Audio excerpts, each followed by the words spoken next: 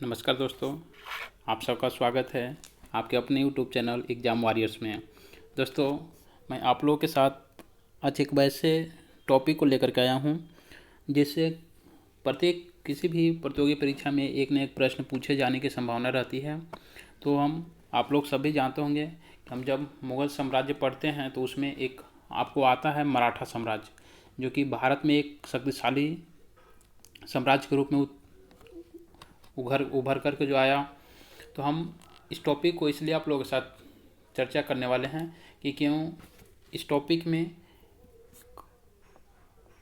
एक जगह पे सभी फैक्ट को, ठीक है, आपको फैक्ट को ये आपको पीटी पॉइंट ऑफ व्यू से कराया जा रहा है, क्योंकि आप पीटी के लिए आपको हर फैक्ट की ज़रूरत होती है। आप बीपीएससी के मेंस देने जाते हैं तो फैक्ट वहाँ महत्वपूर्ण नहीं रहता है। आप और इस पुस्तक को, इस बुक को पढ़ करके आप बीपीएससी मेंस नहीं कर भी नहीं सकते हैं। तो हम आज लेकर के आप लोग के इसलिए आया हूँ कि आप फैक्ट के माध्यम से, अभी पीटी जैसे हुई है, अभी होने वाली है मई में, अभी तो ऐसे निर्धारित किया गया है, लेकिन देखिए अब होता है कि नहीं। लेकिन हम लोग को इसी टाइम को, इसी तारीख को टारगेट करके चलना है और अपनी तैयारी को बनाए रखना है। तो हम लोग आज मराठा साम्राज्य से संबंधित जितने भी फैक्ट बनते हैं, जितने भी संधियाँ हुई हैं, जितने भी युद्ध हुए हैं, या मराठा साम्राज्य में कौन कौन से वंश, मराठा साम्राज्य में कौन कौन से वैसे शासक हुए और कौन कौन सी कार्य किया, उसके बारे में हम लोग देखेंगे। तो हम लोग इस पर विशेष रूप से बात करेंगे। और इस वीडियो में आप मराठा साम्राज्य पढ़ने के बाद आपको कोई भी वैसे प्रश्न छूटने की संभावना नहीं रहेगी जो आपको बीपीएससी में या कोई भी स्टेट पीसीएस में प्रश्न जो पूछे जाते हैं, लगभग आपको सभी इसमें संपूर्ण रूप से करा दिया जाएगा। तो हम देखते हैं आज मराठा साम्राज्य के बारे में, इसका शासक, इसकी स्थापना कैसे की जाती है, उसके बारे में देखेंगे। तो हम पहले मराठा साम्राज्य की बात करते हैं। तो इसमें जो है एक मुख्य नाम आता है किसका, शिवाजी का, ठीक है, जिनका जन्म जो है आपको 1627 जो दिख रहा है क्या है, मराठा साम्राज्य के आपको शिवाजी का जन्म कब हुआ था, तो 1627 ईस्वी में होता है। कहाँ पे होता है, तो आपको ये भी प्रश्न पूछा गया है। शिवाजी का जन्म 1627 ईस्वी में शिवनेर दुर्ग में हुआ था। दुर्ग क्या होता है, जहाँ पे सैनिकों सबको रहने का जो जगह होता है उसको दुर्ग कहा जाता है, ठीक है। तो उस समय दुर्ग जो है बना करके काफ़ी शासकों के द्वारा दुर्ग बनाया जाता है। जैसे अलाउद्दीन खिलजी की भी बात करें, मोहम्मद बिन तुगलक की भी बात करें, तो इन लोगों ने भी उत्तर पश्चिम सीमा पर क्या किया, दुर्ग बना करके बनाने का काम किया। तो इनका जन्म जो 1627 में पूना के निकट शिवनेर दुर्ग में हुआ था। शिवाजी के माता का नाम क्या था, तो आप माता का नाम याद कर लीजिए, कंठस्थ कर लीजिए। इनकी माता का नाम क्या था, तो इनकी माता का नाम था जीजाबाई। माता का नाम क्या था, जीजाबाई। तथा इनके पिता कौन थे, शाहजी भोसले इनके पिता थे। तो यहाँ से 3-4 फैक्ट निकल के आया कि शिवाजी का जन्म 1627 ईस्वी में होता है, शिवनेर दुर्ग में होता है, जो कि आपके पुणे के निकट था। शिवाजी की माता के नाम क्या थे, जीजाबाई। पिता के नाम था शाहजी भोसले। शिवाजी 1643 ईस्वी में अपने पिता के जागीर के प्रशासक के रूप में पुणे में प्रारंभ किया। यानी शिवाजी का जो बात करें कि उनकी कार्य प्रणाली जो कहाँ से शुरू हुई, तो उसके बारे में हम देखेंगे। तो इस पिता के जागीर मतलब क्या कहते हैं, जैसे पिता की जो संपत्ति थी उन्हीं को संपत्ति को संभालने के लिए संभालें और प्रशासक के रूप में वहाँ पे कार्य किया। कब, 1643 ईस्वी में। शिवाजी का शासन कार्य कब से शुरू हुआ, 1647 में इन्होंने एक शासन कार्य जो है शिवाजी ने एक पूर्ण रूप से एक शासक के तौर पर संभाला 1647 ईस्वी में। शिवाजी पर सर्वाधिक प्रभाव गुरु दादाजी कांडदेव का रहा। पूछा जाता है कि शिवाजी के गुरु कौन थे, तो शिवाजी के 2 गुरु थे। एक तो हो गया आपको कौन, रामदास, जिसको बोला जाता है आध्यात्मिक गुरु। आध्यात्मिक गुरु कौन थे, तो रामदास थे। तथा सबसे ज़्यादा प्रभाव किसका पड़ा, दादाजी कोंडदेव का पड़ा। कोंडदेव शिवाजी के संरक्षक भी थे, ठीक है। कोंडदेव क्या थे, शिवाजी के संरक्षक के रूप में भी काम करते थे। और सबसे ज़्यादा प्रभाव शिवाजी का पड़ा इनके ही विचारों से, दादा कोंडदेव के विचारों से यही सबसे ज़्यादा प्रभावित शिवाजी हुए। शिवाजी के गुरु समर्थ रामदास थे, ठीक है। कौन थे, रामदास थे। इसको आपको आध्यात्मिक गुरु भी पूछ लिया जाता है कि आपको शिवाजी के आध्यात्मिक गुरु कौन थे, तो रामदास थे। समर्थ रामदास ने दासबोध एवं आनंद वन भवन का नामक पुस्तक लिखी। यहाँ से एक पुस्तक तो आप लोग पढ़े होंगे, आपको लुसेंट में भी मिलेगा कि दासबोध पुस्तक के लेखक कौन है? तो रामदास है। लेकिन एक और पुस्तक यहाँ पे ऐड किया गया है, आनंद वन भवन। दासबोध और आनंद वन भवन पुस्तक के लेखक कौन है? रामदास हैं, जो कि रामदास कौन है? शिवाजी के आध्यात्मिक गुरु हैं। समर्थ रामदास ने मराठा धर्म का प्रतिपादन किया। मराठा धर्म का प्रतिपादन किसके द्वारा किया गया? तो आपको रामदास के द्वारा क्या किया गया। धर्म मतलब यहाँ पे हिंदू मुस्लिम इस धर्म से नहीं है। धर्म का मतलब होता है कर्तव्य। आप किस कर्तव्य को निभाते हैं। इन्होंने मराठा धर्म को अपनाया, प्रतिपादित किया, उसको आगे बढ़ाने का काम किया। जैसे हम धर्म की ऐसे अपनी बोलचाल की भाषा हम देखते हैं तो लोगों को लगता है धर्म हिंदू धर्म मुस्लिम धर्म, ऐसा नहीं। धर्म को हम भारतीय इतिहास में लेकर चलते हैं तो कर्तव्य से जोड़ करके चलते हैं। ठीक है, कि आज जैसे विद्यार्थियों का धर्म क्या है? पढ़ाई करना। शिक्षकों का धर्म क्या है? बच्चों को पढ़ाना। ये क्या है? उसका धर्म है। तो उसको हम कर्तव्य से जोड़ करके चलते हैं। आगे देखेंगे, शिवाजी जीवन काल में 240 किले का निर्माण किया। शिवाजी ने अपने कार्यकाल में जब शासक बने, राजा बने, तो अपने काफ़ी क्षेत्रों में, खास करके जो दक्षिण भारत में जो प्रायद्वीपीय भारत था, तो उसमें क्या किया? सबसे ज़्यादा प्रायद्वीपीय भारत की बात करते हैं तो आपको दक्षिण भारत का जो है एरिया था सब, इसमें जो काफ़ी मात्रा में इन्होंने दुर्ग का निर्माण किया। और दुर्ग की बात करें तो कितना दुर्ग था? 240 दुर्गों का निर्माण इन्होंने किया। शिवाजी ने सर्वप्रथम 1646 ईस्वी में तोरण किले पर अधिकार कर लिया। ये प्रश्न पूछा जाता है डायरेक्ट। शिवाजी ने तोरण किले पर अधिकार कब किया? तो 1646 ईस्वी में तोरण किले पर अधिकार कर लिया। शाहजी को 1947 में कैद कर लिया गया। शिवाजी के पिता कौन थे? शाहजी भोसले थे। उनको 1647 ईस्वी में क्या कर लिया गया? कैद बना लिया गया। शिवाजी ने पहली बार मुगलों से कब जो है युद्ध किया? तो 1657 ईस्वी में। कब? 1600 तोरण का किला जितने 1646 में, उनके पिता शाहजी भोसले को 1647 में कैद कर लिया जाता है। और पहली बार मुगलों से इनको संघर्ष कब होता है? तो 1657 ईस्वी में मुगलों से संघर्ष होता है, वहाँ पे युद्ध होता है। शिवाजी 1659 में बीजापुर के महत्वपूर्ण सरदार अफजल खां को बखनखे में मार डाला। ठीक है, शिवाजी जो है बीजापुर के महत्वपूर्ण सरदार था, जिसको इन्होंने क्या किया? मार डाला। शिवाजी ने सूरत को प्रथम बार कब लूटा? 1664 में। पूछा जाता शिवाजी ने सूरत को कितने बार लूटा? तो टोटल जो है 2 बार लूटा। कब? एक हो गया आपको 1664 में लूटा और एक 1670 में लूटा।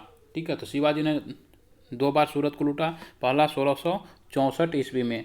शिवाजी की राजा की पदवी किसने दी? शिवाजी को राजा की पदवी किसने दी? राजा शिवाजी को जो पदवी प्राप्त हुआ किसके द्वारा दिया गया? तो औरंगजेब के द्वारा दिया गया, जो कि मुगल बादशाह था, मुगल शासक था।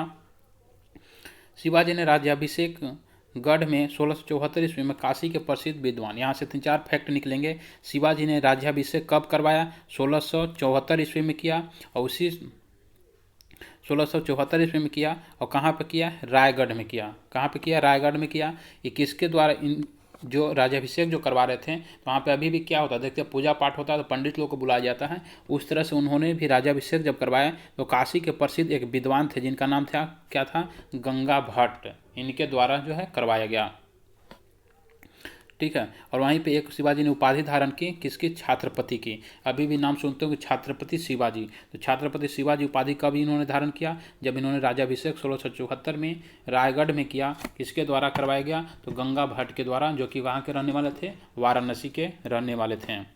शिवाजी ने सूरत पर दूसरा आक्रमण कब किया? 1670 ईस्वी में। वही हो गया 1664 में पहली बार लूटा, 1670 ईस्वी में दूसरी बार लूटा।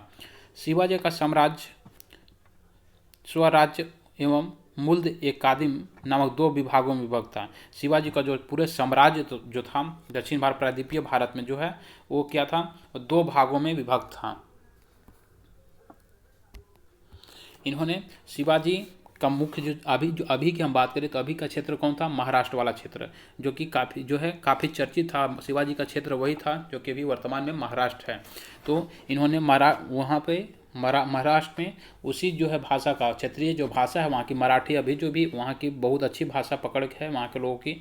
तो सबसे पहले शिवाजी ने मराठी भाषा को वहाँ की राजभाषा के रूप में उसको बनाया। और वहाँ के जो भी कार्य होते थे आपको उसको मराठी भाषा में ही कार्य किया जाता था। और मराठी भाषा को बढ़ाने में उनकी काफ़ी योगदान रही।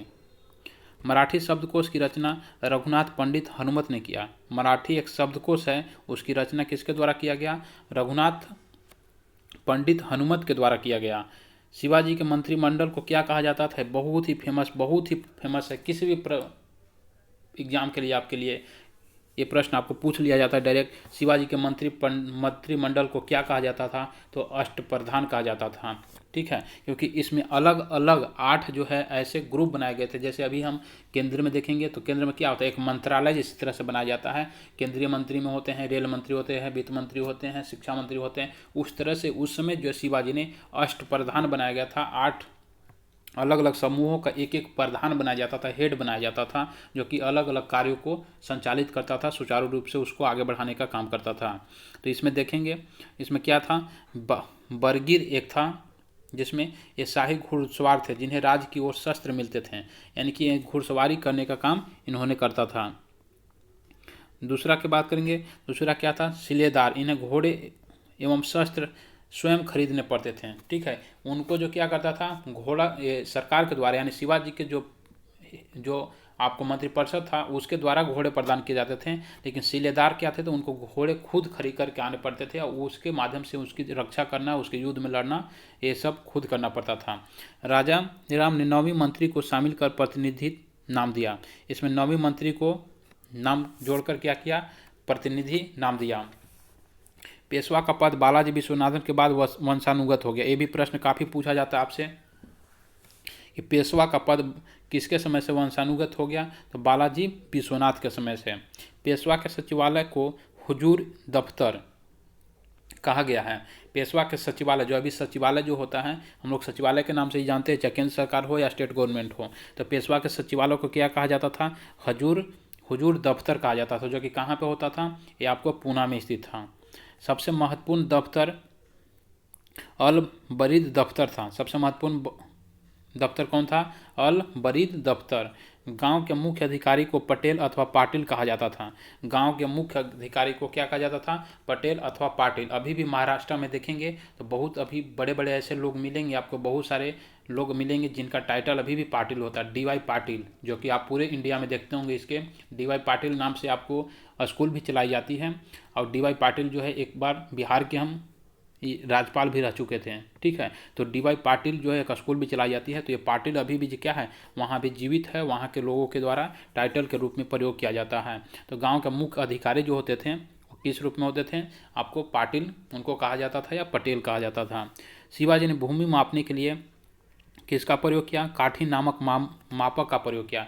भूमि मापने के लिए उसमें आज की तरह जो है इंच फीट नहीं थे, इस तरह का पैमाना नहीं था। तो उसमें रस्सी के माध्यम से, कोई जरी के माध्यम से, कोई लाठी के माध्यम से, इसी तरह से जो है प्रयोग किया। तो शिवाजी ने उस समय क्या किया, काठी नामक प्रयोग किया। ठीक है, काठी नामक एक क्या था, मापक यंत्र था, जिसका प्रयोग शिवाजी ने भूमि मापने के लिए किया। शिवाजी हैदरवर्धमार्दक की पदवी के साथ छत्रपति के आसन पर बैठे। ठीक है, छत्रपति जो है इस नाम की पदवी धारण किया और छत्रपति के आसन पर बैठे। शिवाजी के राजपुरोहित कौन थे, गंगा भट्ट। ठीक है, शिवाजी के राजपुरोहित कौन थे, गंगा भट्ट थे इनका राजपुरोहित। ठीक है, आपको यहाँ पे मैंने चर्चा किया था कि गंगा भट्ट कहाँ के थे, काशी वाराणसी के थे, जिनके द्वारा राज्याभिषेक करवाया गया था। तो वही जो यहाँ भी प्रश्न उसी से रिलेटेड है कि शिवाजी के राजपुरोहित कौन थे, तो आपको गंगा भट्ट थे। गंगा भट्ट ने शिवाजी को मेवाड़ के सिसोदिया वंश का क्षत्रिय घोषित किया। ठीक है, कर्नाटक अभियान शिवाजी का अंतिम विजय था। यह प्रश्न पूछा गया है PCS एग्जाम में कि कर्नाटक अभियान शिवाजी का अंतिम विजय था, यानी शिवाजी का अंतिम विजय कौन सा था, तो कर्नाटक अभियान शिवाजी का अंतिम विजय था। शिवाजी की मृत्यु कब हो गई, 1680 ईस्वी में। मैंने शुरू में चर्चा किया, शिवाजी का जन्म 1627 ईस्वी में शिवनेर दुर्ग में होता है, जो कि पुणे के निकट था। इनकी मृत्यु 1680 में हो जाती है। शिवाजी का उत्तराधिकारी कौन हुआ, संभाजी। शिवाजी का उत्तराधिकारी जो उनका बेटा था, पुत्र था, वो हुआ जिनका नाम था संभाजी। संभाजी ने औरंगजेब के विद्रोही पुत्र अकबर को शरण दी। संभाजी जो था शिवाजी का पुत्र, वो औरंगजेब के विद्रोही पुत्र अकबर को क्या किया, शरण देने का काम किया। मैंने संरक्षण दिया, अपने कार्यकाल में संरक्षण दिया। 1689 ईस्वी में संभाजी को औरंगजेब द्वारा बहादुरगढ़ में मार दिया गया। 1689 ईस्वी में क्या किया गया, संभाजी को औरंगजेब द्वारा, औरंगजेब के पुत्र को इन्होंने क्या किया, शरण दिया। तो कहीं ना कहीं औरंगजेब को एक खलता था कि हमारा पुत्र जो है कि विद्रोह कर रहा है, हमारे विपरीत काम कर रहा है, उसको जब संरक्षण दिया जा रहा है संभाजी के द्वारा, तो कहीं ना कहीं दोनों के बीच टकराव हुआ और अंततः 1689 ईस्वी में क्या किया जाता है, औरंगजेब के द्वारा संभाजी को मार डाला गया। संभाजी की पत्नी कौन थी, तो येसुबाई तथा पुत्र साहू को रायगढ़ के किले में कैद कर लिया गया। संभाजी को हत्या तो कर ही दिया औरंगजेब ने, साथ साथ उनकी जो पत्नी थी येसुबाई तथा पुत्र एक कौन था, साहू, ठीक है, उसको क्या किया, रायगढ़ के किले में मुगलों के द्वारा कैद कर लिया गया, बंदी बना दिया गया। साहू को 1707 ईस्वी में राजकुमार आजम ने रिहा किया। साहू जो था कौन का, संभाजी का जो पुत्र, उसको 1707 ईस्वी में क्या कर दिया जाता है, राजकुमार ने उसको रिहा कर देता है, क्योंकि 1707 ईस्वी में आपको इनको बाहर कर दिया जाता है। 1713 ईस्वी में साहू ने बालाजी विश्वनाथ पेशवा बना, ठीक है। 1717 में फिर एक और घटना होती है, साहू ने बालाजी विश्वनाथ की पेशवा बनाया गया। हिंदू पद पातशाही का सिद्धांत बाजीराव प्रथम ने विकसित किया। हिंदू पद पातशाही का सिद्धांत किसके द्वारा प्रतिपादित किया, तो आपको बाजीराव प्रथम के द्वारा इस पद को विकसित किया गया। बाजीराव प्रथम शिवाजी के बाद गुरुला युद्ध का सबसे बड़ा प्रतिपादक था, यानी कि ये गुरुला युद्ध पूछा जाता है। गुरुला युद्ध जो है किससे चर्चित है, तो ये मराठों के द्वारा सबसे ज़्यादा उपयोग किए जाने वाला गुरुला युद्ध था। गुरुला युद्ध में होता क्या था कि ये इसको पकड़ो और मार डालो की नीति पर चलता था। मीन्स जो भी मराठों के जो विरुद्ध होता था, जो भी जो है शासक होता था, उसको क्या कहता, जहाँ देखो बिना कुछ कहे बिना कुछ पूछे उसको क्या करो, मार डालो। यही था गुरुला युद्ध। तो बाजीराव प्रथम शिवाजी के बाद जो था गुरुला युद्ध का सबसे बड़ा प्रतिपादक था। ये गुरुला युद्ध जो है था शिवाजी के कार्यकाल में सबसे ज़्यादा प्रचलित हुआ था। साहू ने बाजीराव प्रथम को योग पिता का योग पुत्र कहा। साहू ने बाजीराव प्रथम को क्या कहा, योग पिता का योग पुत्र। मीन्स एक योग पिता का योग पिता, मीन्स एक इसके पिता भी योग थे और उसका जन्म जो हुआ, पिता से जो जन्म हुआ, बच्चा जो हुआ, बेटा जो हुआ, पुत्र हुआ, वो भी क्या हुआ, एक योग्य शासक के रूप में उभर कर आया। बाजीराव प्रथम ने हिंदू पातशाही का आदर्श रखा। इन्होंने क्या रखा, हिंदू पातशाही का आदर्श रखा, कि उन्हें हिंदू पातशाही जो है जो सिद्धांत इन्होंने ही प्रतिपादित किया था। बाजीराव को नाना साहब के नाम से भी जाना जाता है। ये प्रश्न आपको मिलेंगे, बहुत सारे एग्जाम में पूछे जा चुके हैं कि बालाजी बाजीराव को किस नाम से जाना जाता है, तो नाना साहब के नाम से जाना जाता है। प्रिय दोस्तों, मैं एक चीज़ और आप लोगों के साथ शेयर करना चाहता हूँ कि ये आप लोगों को जो मराठा साम्राज्य से संबंधित जितने भी प्रश्न कराया जा रहा है, ये सभी क्या है, एक तरह का फैक्ट है, ठीक है। और आपको पीटी में फैक्ट की ही ज़रूरत होती है, आप मेंस नहीं कर रहे हैं। ये पीटी के पॉइंट ऑफ व्यू से कराया जा रहा है और ये फैक्ट जो है आप रट लेते हैं, याद कर लेते हैं, तो हमको नहीं लगता है कि किसी भी प्रतियोगी परीक्षा में आपसे इससे ज़्यादा फैक्ट पूछे जाते हैं। आप किसी भी किताब को उठा लीजिए, चाहे घटना चक्र हो, कोई भी प्रीवियस ईयर क्वेश्चन हो, उससे देखिए कि आपको ये प्रश्न वहाँ हैं कि नहीं, पूछे गए हैं इस तरह के प्रश्न कि नहीं। बिल्कुल ही इस तरह के प्रश्न पूछे गए हैं, वो सभी इसमें प्रश्नों को संग्रह किया गया है, इकट्ठित किया गया है। अगर आप लोग हमारे चैनल पे नए हैं तो हमारे चैनल को सब्सक्राइब कर ले, ताकि कोई भी नोटिफिकेशन आसानी से पहुंच जाए। अगर ये वीडियो आप लोगों को लगता है कि नहीं हमारे लिए अच्छा है, कामयाबी की ओर ले जा रहा है, तो आप इस वीडियो को आप लाइक और शेयर भी अपने दोस्तों के साथ करें, क्योंकि हमारे चैनल आप लोगों के बदौलत ही चल रही है और आप लोगों ने इतने कम समय में हमारे चैनल को इतना इम्प्रूव किया है, आगे तक ले गया है। मैं उसके लिए आप लोगों के लिए आभारी हूँ, क्योंकि आप लोगों ने बहुत योगदान दिया है, बहुत ही साथ दिया है। तो आप लोग कोई वीडियो अगर अच्छा लग रहा है तो आप लोग लाइक, शेयर और सब्सक्राइब जरूर करें। तो आगे आइए देखते हैं। शिवाजी के अष्टप्रधान में कौन कौन था? पेशवा था, राज्य के प्रशासन एवं अर्थव्यवस्था की देखरेख करता था। पेशवा प्रश्न पूछा जाता है, पेशवा कौन था? तो राज्य के प्रशासन और अर्थव्यवस्था को देखरेख करने वाला ही पेशवा था। दूसरा क्या था? सर ए नौबत, जो कि सेनापति का काम करता था। तीसरा था मजमुआर या अमात्य, उसको कहा जाता था। अमात्य राज्य के आय व्यय का लेखा जोखा तैयार करता था। मीन्स कितना पैसे आए, कितना खर्च हुए, कितना कहाँ खर्च किया जाएगा, या इसको कितना संचित करके रखना है, आगे कहाँ जो है कितने पैसे की हमारी ज़रूरत पड़ेगी, ये सभी आपको इसके द्वारा किया जाता था। वाक्यान्वित यह सूचना गुप्तचर था, एक गुप्तचर के रूप में कार्य करता था कि जो है सरकार के नीतियों के विरुद्ध जो भी कार्य किया जा रहा है उसकी अभी भी क्या करती है, अभी भी भारत में क्या करती है, सीबीआई है, रॉ है, ये सब क्या करती है, सीबीआई जो है, रॉ, ये सब गुप्तचर संस्था के रूप में काम करती है। शुरुनविस या चिटनिस ये राजकीय पत्रों को पढ़कर उनकी भाषा शैली को देखना, परगनों के हिसाब से किताब की जांच करना तथा ये सब इसकी प्रमुख कार्य थे। दबीर या सुमंत, सुमंत जो है ये बहुत प्रश्न पूछा जाता है। सुमंत जो क्या था, एक विदेश मंत्री का पद था। विदेश मंत्री का पद क्या था कहलाता था, उसमें सुमंत कहलाता था। सदर या पंडित राव, मुख्य कार्य धार्मिक कार्यों के लिए, नाम से ही पता चल रहा है पंडित राव क्या था, धार्मिक कार्यों के लिए ये तिथि निर्धारित किया जाता था। अभी भी क्या तिथि निर्धारित किया जाता है, कैलेंडर के अनुसार अभी भी चलता है, कब जो है होली मनेगा, कब दशहरा मनेगा, तो इस तरह से आपको तिथियों का धार्मिक कार्यों के लिए निर्धारण किया जाता था। अगला है न्यायाधीश। न्यायाधीश क्या है, सैनिक व असैनिक तथा सभी प्रकार के मुकदमे को सुनने का, निर्णय करने का अधिकार इसके पास था। अभी भी न्यायाधीश क्या होता है, यही भी काम करता है कि अभी मुकदमे को सुनने का, न्याय दिलाने का काम करता है, तो उस समय भी उनका वही कार्य था। अब आइए हम देखेंगे, यहाँ पे देख लूँगा स्क्रीन पे आप लोग कि महत्वपूर्ण संधियाँ अंग्रेज एवं मराठा, क्योंकि हम देख रहे हैं जिस तरह से एक तरफ मराठा साम्राज्य चल रहा है, उसी के समकालीन मतलब साथ साथ जो भारत में क्या चल रहा है, अंग्रेजों के शासन चल रहा है। क्योंकि अंग्रेज जो है 1498 ईस्वी में जो है यूरोपियन भारत आ जाते हैं पुर्तगाली के रूप में। इसके बाद कई सारे देश के लोग, पुर्तगाली आए, डच आए, फ्रांसीसी आए, अंग्रेज आए, ये सभी जो है आते हैं। तो यहाँ अंग्रेजों के साथ जो है मराठों का क्या होता है, संघर्ष शुरू हो जाता है और कुछ कुछ ऐसी जो है संधियाँ की जाती हैं या युद्ध होता है, तो उसके बारे में भी देखेंगे। तो इसमें एक की जाती है सूरत की संधि की जाती है, जो कि कब की जाती है, 1775 ईस्वी में। ये सब आपको डायरेक्ट प्रश्न रटने वाले हैं, याद करने वाले हैं, इसमें फैक्ट है। पुरंदर की संधि, सूरत की संधि हो गया 1775 में। पुरंदर की संधि कब होता है, 1776 ईस्वी में। बड़गांव की संधि कब होता है, 1779 ईस्वी में। यहाँ पे देखिएगा ये जो भी संधि किया गया है किसके बीच किया गया है, या मराठा और अंग्रेजों के बीच की गई संधि है। ठीक है, ये नहीं कि दूसरे से हमको रिलेट करना है, बस इतना याद रखें, मराठा और अंग्रेज के बीच संघर्ष जो हुआ था उनके बीच जो है आपको एक की गई संधियां हैं। सालाबाई की संधि, ये बहुत बार प्रश्न पूछा गया है। सालाबाई की संधि कब हुई, 1782 में। बसिन या आपको कहीं कहीं बेसिन की संधि मिलेगा। बेसिन की संधि कब किया गया, 1802 ईस्वी में बेसिन की संधि मराठों और अंग्रेज के बीच की जाती है। देवगांव की संधि 1803 में किया गया। ठीक है, उसी तरह से एक संधि है सूजी अर्जुन गांव की संधि 1803 में।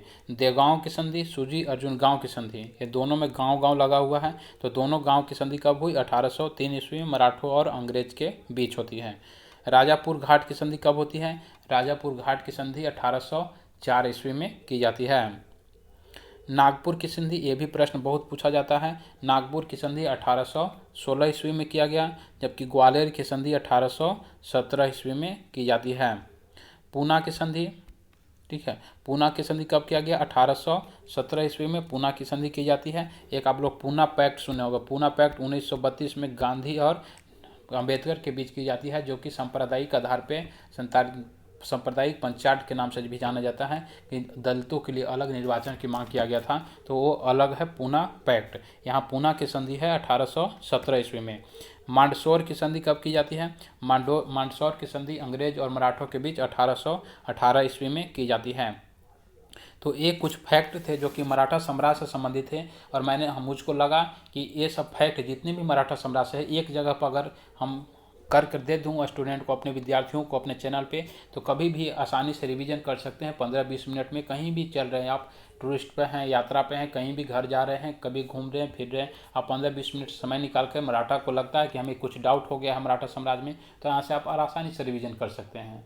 ठीक है, क्योंकि आपके पास हमेशा एक चीज़ नहीं, बुक नहीं रहता है, तो बुक खोल कर नहीं पढ़ते हैं, तो पढ़ा तो डाउट तो सबको क्लियर रहता है, लेकिन कुछ दिन हो जाने के बाद क्या होता है, थोड़ा लगता है कि नहीं डाउट हो गया, तो वहाँ पे आसानी से आप इसको क्या कर सकते हैं, रिवीजन कर सकते हैं। तो इस वीडियो में इतना ही।